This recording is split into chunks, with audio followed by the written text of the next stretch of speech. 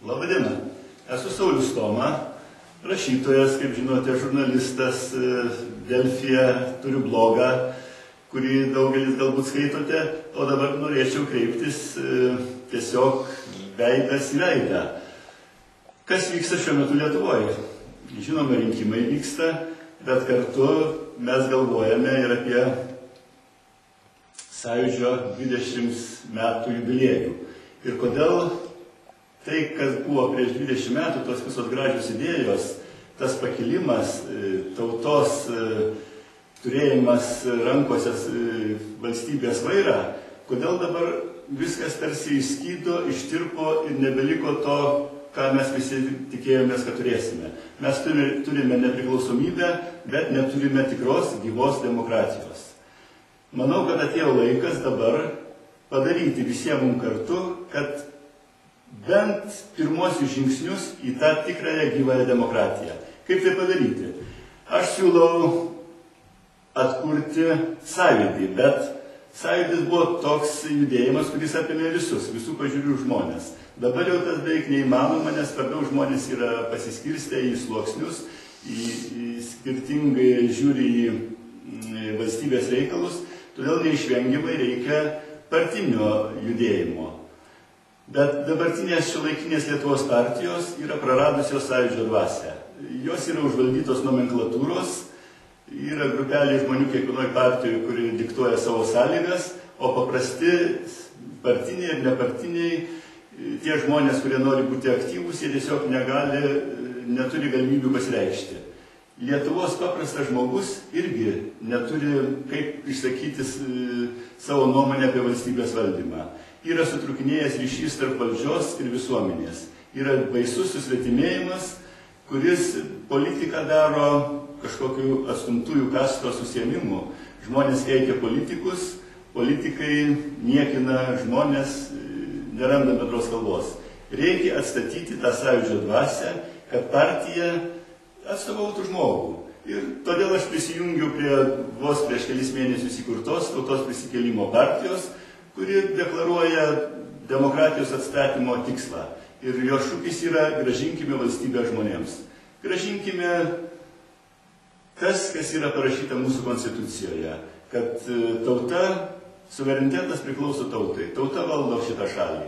Ir mes visi turime prisidėti prie to, kad iš tikrųjų kiekvienas žmogus išdidžiai, oriai galėtų pasakyti: taip, aš esu šitos valstybės šeimininkas, taip, aš turiu savo atstovų Seime, savo atstovų savivaldybėse, jie vykdo mano valią, aš čia šeimininkauju, aš valdau šitą šalį.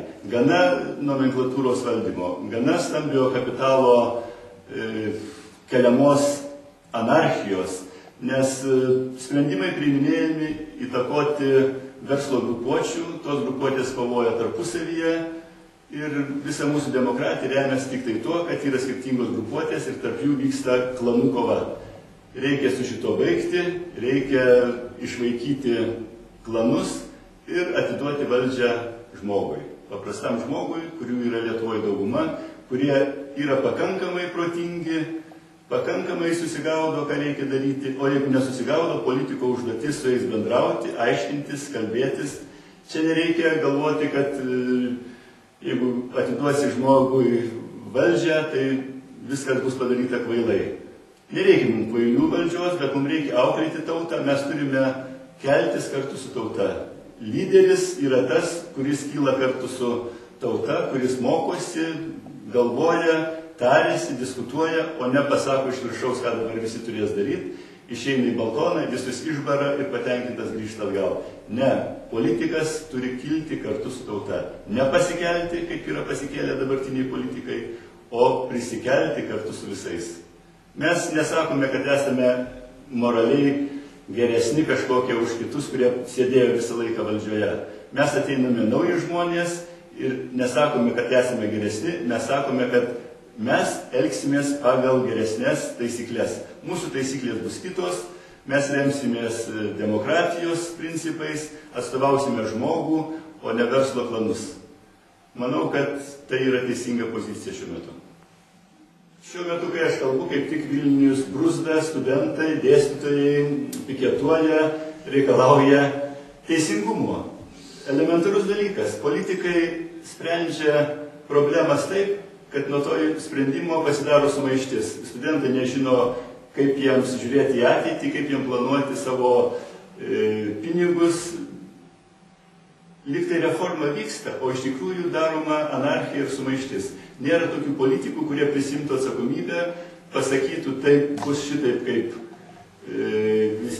nori dauguma žmonių, kaip nori Lietuvos jaunimas pagaliau. Juk mes dabar esame konkurencinėje erdvėje su visa Europos Sąjunga, žmonės jauni gali išvažiuoti po visą Europą, studijuoti tenai, kuriems yra geresnės sąlygos. Kodėl mes norime, kad jie išvažiuotų iš Lietuvos ir, aišku, po to dažniausiai ir pasiliktų dirbti kitose šalyse. Mes turime sukurti tokią sistemą švietimo, kuri būtų patraukli, konkurencinga, paruoštų tikrai gerus specialistus, tam reikia pinigų žinoma, bet dabartinis finansavimas yra tiesiog apgailėtinas ir reikalavimas iš žmonių susimokėti už nekokybiškas paslaugas yra labai ir labai neteisingas. Gal jūs paklausite, kodėl reikėjo kurti naują partiją, visiškai naują, visiškai neturinčią senų politikų savo gretose? Atsakysiu labai paprastai. Todėl, kad ir pozicija, ir opozicija šiuo metu yra suaugusi tiesiog į vieną kūną. Tai yra ta pati sistema, kuri funkcionuoja pagal tas pačias taisyklės.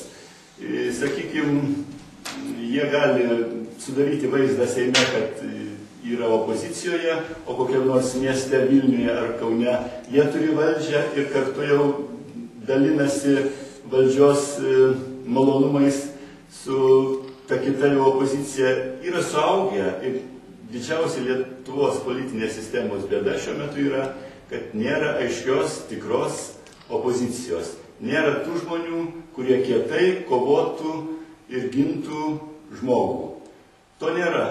Visi patenkinti dabartinę padėtimi, nors ir kalba apie permainas, bet jūs pasižiūrėkite, kokie tai žmonės, kurie jau 20 metų sukasi aplink valdžią ir ar tokie žmonės gali padaryti kokias nors permainas. Permainoms reikia ir naujų žmonių.